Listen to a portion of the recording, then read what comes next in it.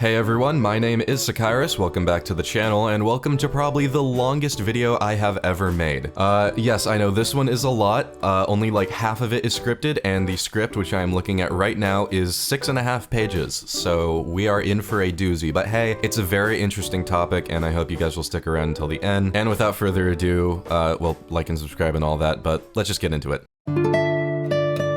On Earth, in the Bay of Bengal, in an archipelago known as the Andaman Islands, is a small, roughly square landmass called North Sentinel Island. You may have heard of it, like a lot, and hey, that's for pretty good reason. The so-dubbed Sentinelese who inhabit the island remain one of the very last known groups of people on Earth who have had exceptionally little contact with the outside world, and live by choice in extreme isolation. They have survived a lot over the years, forest fires, earthquakes, and even the devastating 2004 Indian Ocean tsunami. However, through all of this, they have managed to hang on to their Paleolithic way of life, and since 1956, access to the island has been strictly controlled by the Indian government. However, over the years, missions to the island conducted for both legal and illegal purposes have been carried out. Some of them going well, some of them going well, about as badly as you can imagine. But while many have covered the topic of North Sentinel Island before, and especially the 3 most recent deaths connected to the island, most of these fail to document the full history of contact between the Sentinelese people and the outsiders who visit them. I don't blame any of them, as, like I said, the script for this is 6.5 pages long, but still it's something that I would like to cover. Or better yet, speculate on the question that I really want to try and answer in today's video: how much do the Sentinelese people really know about the outside world? The first ever record of North Sentinel Island being inhabited comes from a British survey ship, the Diligent, in 1771. The crew observed a, quote, multitude of lights upon the shore, but did not stop to investigate, and no one else would until nearly a century later, when the Indian merchant ship Nineveh? I'm gonna mispronounce a lot of stuff in this, I'm sorry. Anyways, the Indian merchant ship Nineveh struck a reef off of the island and sank. The crew made it safely to shore and survived for a while on the limited supplies they had, but on the 3rd day, a group of, as the survivors described them, naked, short-haired, red-painted islanders emerged from the trees and began firing on the crew with arrows. The captain of the Nineveh, in a stunning display of bravery and self-sacrifice, fled in an auxiliary boat and was found days later by a Royal Navy brig, who promptly organized a rescue mission. Upon arrival, they found that the Nineveh's crew had driven back the islanders by throwing rocks and sticks at them, and that they had not reappeared since. This rather comical event was the first ever contact with the Sentinelese people, and as far as the British and Indians were concerned, they weren't exactly friendly. Later that same year, a colonial officer named Jeremiah Humphrey would visit the island and observe the natives from afar using their bows and arrows to catch fish.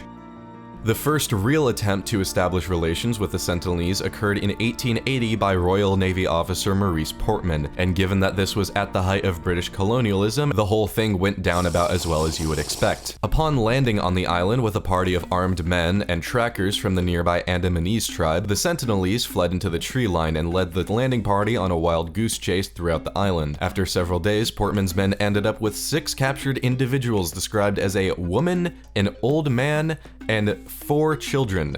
They brought the captured Sentinelese to the nearby city of Port Blair. However, the old man and the woman quickly died of sickness, and the 4 children fell violently ill. Portman rushed the children back to the island along with gifts to express his intentions of goodwill, despite having already abducted a significant percentage of the population. And during the trip back, he described the Sentinelese children's expressions as particularly idiotic. As you may have gathered, the mission was considered a failure. Portman would go on to visit the island 3 more times across the next 7 years. However, he never managed to establish peaceful relations. In 1896, a convict on the lam from the Great Andaman Island penal colony built a makeshift raft that drifted a little too close to North Sentinel Island. His body was discovered several days later by a search party laid across the beach with several arrow wounds and a slit throat. There was no sight of any islanders while the search party landed. This event, while seemingly minor, marks the first of the 4 confirmed deaths at the hands of the Sentinelese people, and the only one to not occur in the 21st century. A British official named MCC Bonington, a name that would make you think he raps over royalty-free drill beats in his mom's apartment for a living, visited the island in 1911 to conduct a census. However, he could only find 13 people on the beach and in canoes when he landed. He and his men trekked further inland to find a Sentinelese village, but found it abandoned. After searching and turning up no further Sentinelese, he left the island. And finally, in 1956, Lido Cipriani, an Italian explorer, paid a visit to the island. However, like many before him, he didn't find anyone and promptly left shortly after. Alright, phew, that was a lot, but hold on because we have a lot more encounters to go through. In 1956, the Indian government declared the island a tribal preserve and placed a 3 nautical mile exclusion zone around it. Note that from this point out, any expedition to the island that wasn't permitted by the Indian government directly was illegal. In 1967, the first real professionally conducted mission to the island was made, consisting of around 20 armed forces and naval personnel, the governor of the region, and an anthropologist named T.N. Pandit. As usual, the party spotted several islanders along the beach, however they retreated into the trees upon the party landing. They followed the footsteps of the Sentinelese people for about a kilometer inland, eventually coming to a small village of 16 huts, with the recently extinguished fires in the corners of the huts still smoking. The group failed to find any more Sentinelese and departed after leaving gifts in the village.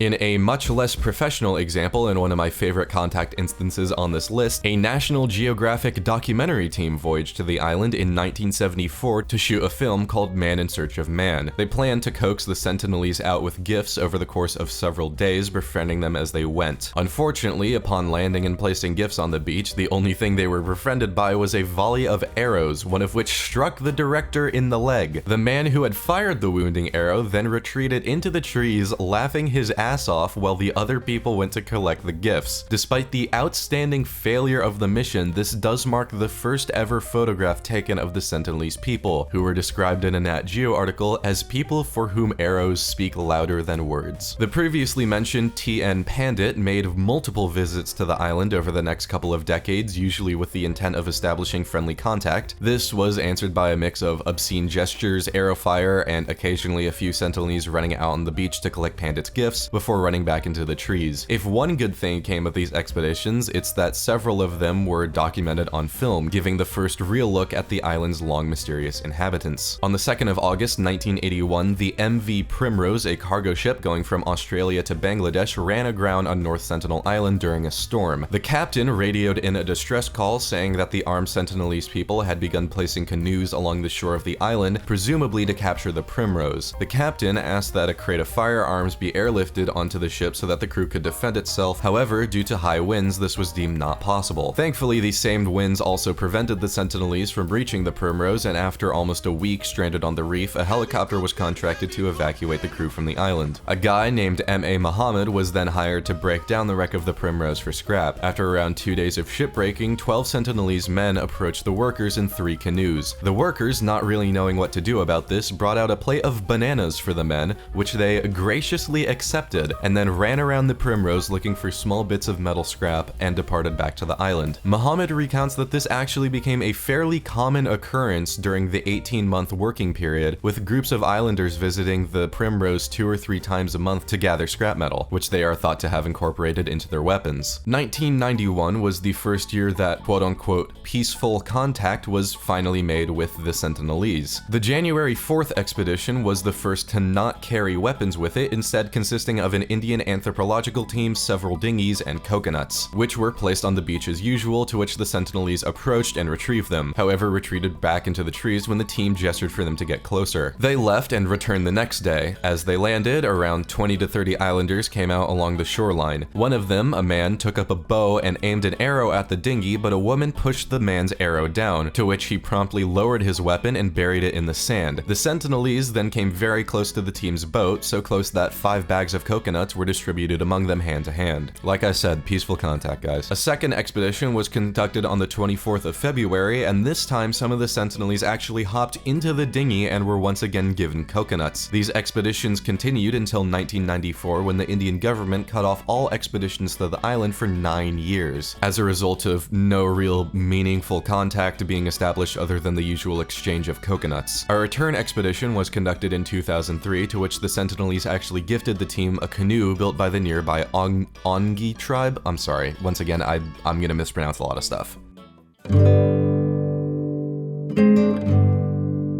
On the day after Christmas in 2004, an 8.9 magnitude earthquake caused a devastating tsunami that swept through the Bay of Bengal, leaving nearly 250,000 people dead. As a result of this, expeditions to the island for the next few years shifted focus from establishing contact to studying the effects of the tsunami on the Sentinelese people. While the landing missions continued to be received in a friendly manner, with both parties carrying no weapons, the aerial missions weren't quite as appreciated. The Sentinelese were seen throwing spears and shooting arrows at the low-flying helicopters over their village, with one of the airborne missions snapping these now famous photographs of the native islanders taking aim at the camera. Despite this hostile response, things wouldn't truly take for a worse until early 2006, when a very unfortunate and brutal incident soured relations with the Sentinelese permanently. On January 27, 2006, two fishermen illegally hunting crabs off North Sentinel Island drifted too close to the shore after their anchor broke off during the night. Despite warnings from other nearby fishermen, the boat became stuck on the island shallows, and a group of islanders came running out from the trees, attacking the boat and brutally killing two men with axes. The bodies were then rumored to have been impaled on pikes and stood facing out to the sea like scarecrows. An Indian Coast Guard helicopter eventually located the bodies,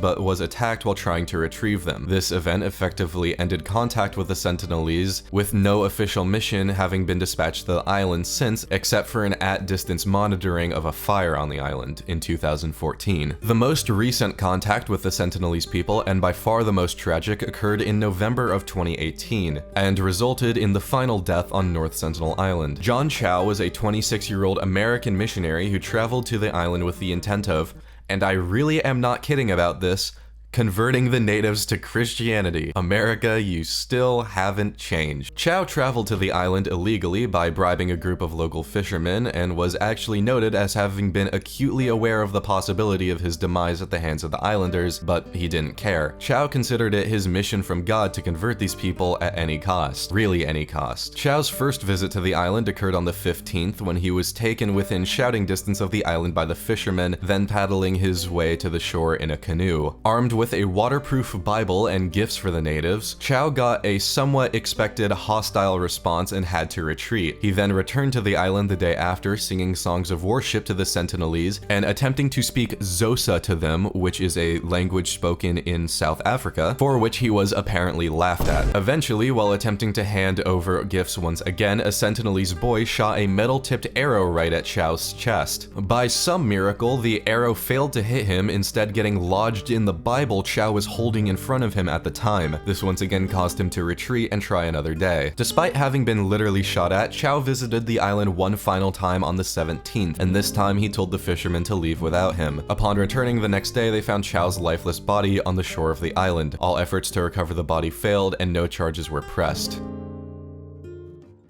And that is a list of every confirmed contact with the Sentinelese tribe to date. I know that was a lot to take in, so why don't we all just have a drink of water real quick?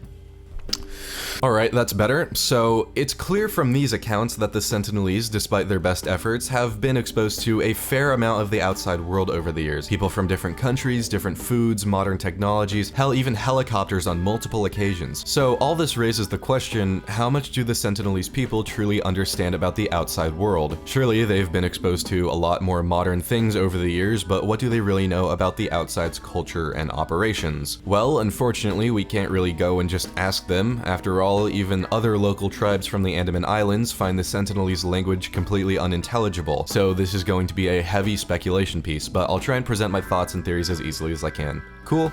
Cool. Let's start with an easy one, technology. The Sentinelese have been witness to the progression of human technology over the years, from the wooden sailing ships of the first missions to the island to the ironclad Primrose to modern helicopters and dinghies. Maybe the copters are a little out of their reach, after all they didn't exactly seem to associate the helicopters with the friendly seagoing landing parties, but they would have had at least a basic understanding of how ships work. After all, they themselves have been noted to use canoes in the majority of encounters with them. They also approached both the dinghies and the Primrose with rather passive intent rather than hostile gestures, showing that they at least understand the basic concept of ships and boats. And as for weapons, the Sentinelese were never really exposed to modern weaponry, except for one time in the 1991 expedition, where the Sentinelese became interested in a rifle on board one of the dinghies, but it's believed that this was because they saw it as a source of iron, not as a weapon. The Sentinelese have been exposed to a number of different races of people over the years, from the white colonial British to the Indian expeditions to the Chinese Chinese American John Chow, and they don't really seem to care or distinguish between these groups, as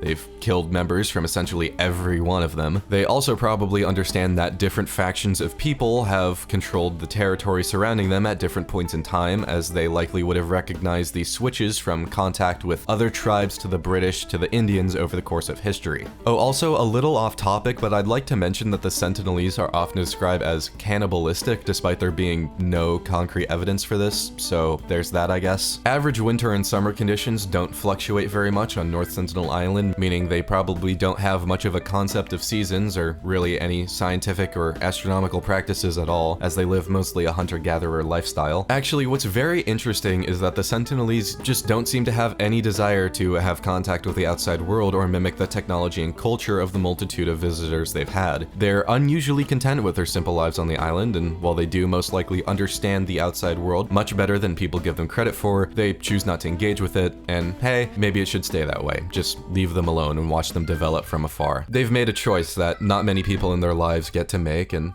hey, I respect that. Well, this video is probably long enough. I should wrap it up. If you guys like the vid, make sure to like and subscribe and all that, and until next time, my name is Sakairis, and peace out.